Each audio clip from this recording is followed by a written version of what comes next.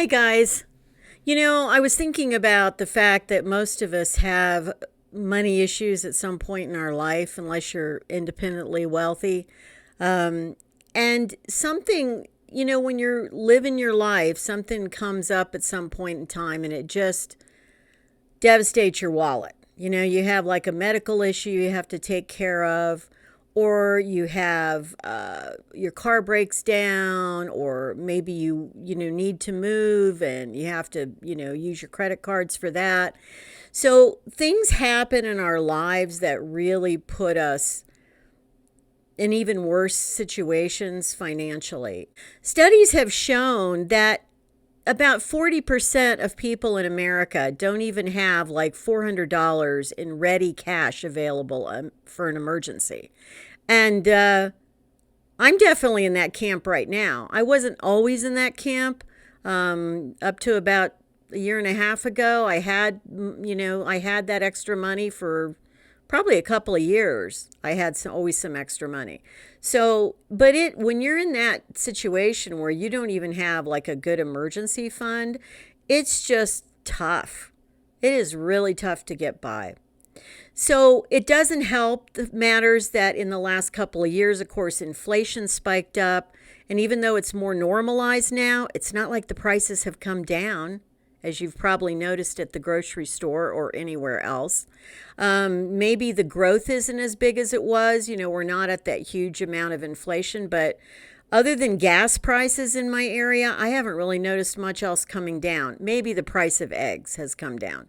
But the thing is that we're all in that boat usually at some point in our lives. And if you're independently wealthy and you don't have money issues, you do not need to watch this video, apparently.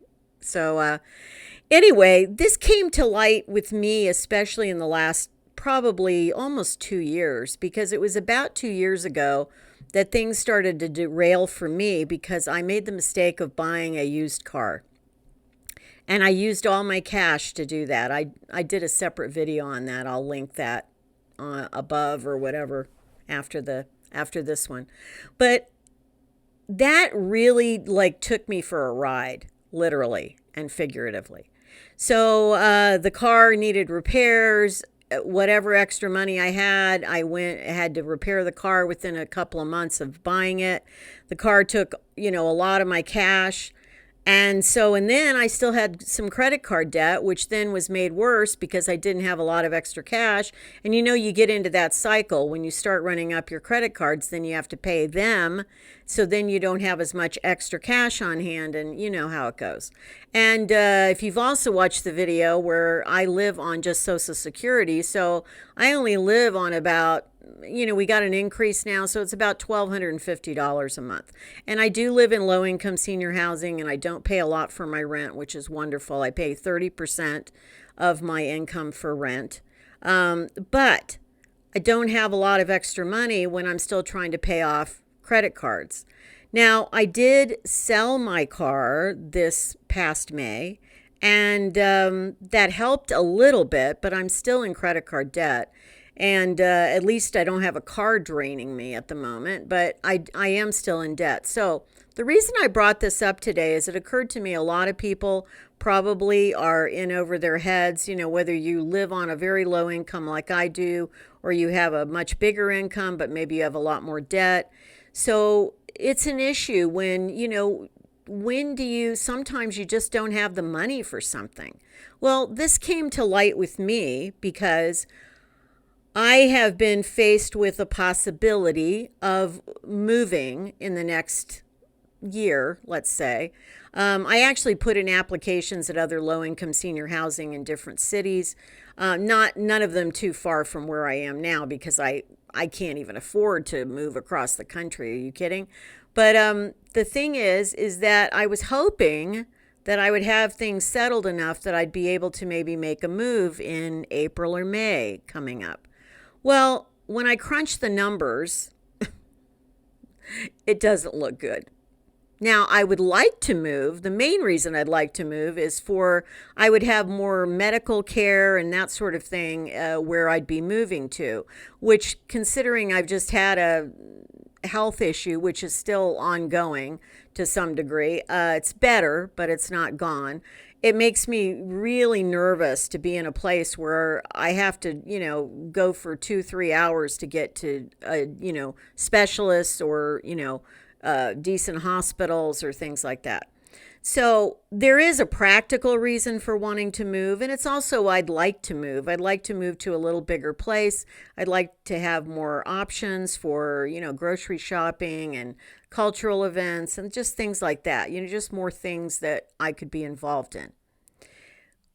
But I am faced with a dilemma because when I crunch the numbers, in order to move, it is going to cost about between $1,000, $1,200, and that includes getting a U-Haul truck, basically paying any deposit I need, paying for someone to move the stuff in and out of the truck for me because I can't lift my furniture, and just things like that. So between $1,000 and $1,200, which I'm sure to some of you who've had very costly moves, that may not seem like a lot, but I don't have a lot. So could I use my credit card for part of that? Yes. And could I, probably scrape up barely enough cash to do it? Probably, but then I'd just be in more debt. And the other problem is that the rent I would pay at this other place, because they calculate it a little bit differently, and it's a complicated thing. These are all like HUD properties, HUD, low income housing. Well, they calculate it a little differently from property to property. So I would end up paying probably at least about $130 more a month in rent. So that means I have less money for either discretionary spending or to pay down credit cards once I move. When I say it out loud like that, it's a real wake-up call to me that, don't move right now. Don't move in the next 3 months. Wait till you have more debt paid off. Wait till you're in a better position financially. That's what practicality tells me to do. But it's a tough thing because this one place that I'm on their list, if I don't go when my name comes up, then I risk being put at the bottom of the list possibly, or at least way further down the list, and I can't be guaranteed when I'm going to get another shot at that. In other words, when I'd get another apartment. So these are the kinds of real life financial decisions you have when you don't have a lot of money, and it causes a lot of stress. Because obviously, if I had the money, I would go ahead and move.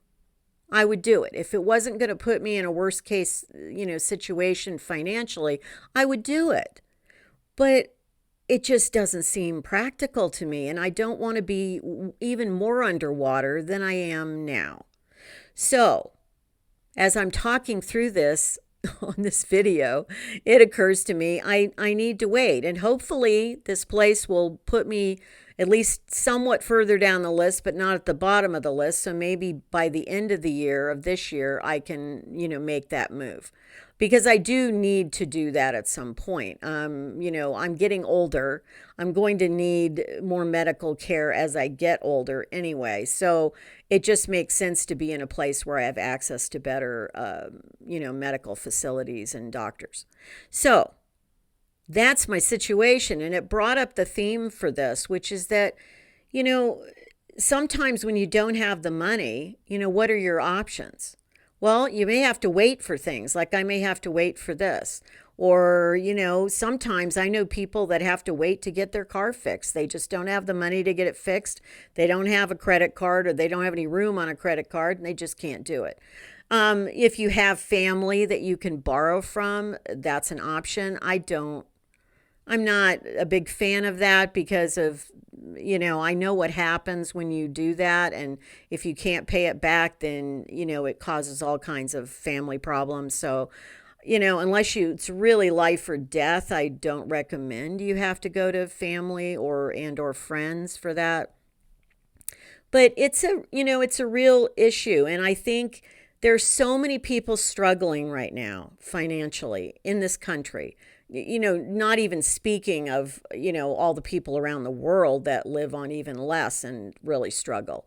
It is a real issue. The poor are getting poorer. They are. When I was growing up, there was a really strong middle class. It is diminishing. It is diminishing. And so what we're left with now is people that are getting richer and then people that are getting poorer. And there's this much smaller middle class somewhere in the middle. So it's discouraging to me because I grew up very strongly, I guess, middle class, very comfortably. Didn't have to worry about things like this when I was growing up. It's a whole different world now. And of course, if you've watched my videos before, I partially did this to myself where I didn't have, retirement or more of a cushion or whatever. I'm not sure I really would have had that anyway, but that's another, I'm not going to go into that whole story in this video. But the thing is that, a lot of us are in the same boat, especially in retirement, where we're just living on Social Security and maybe a very small pension. And it's really not enough to get by. It really isn't.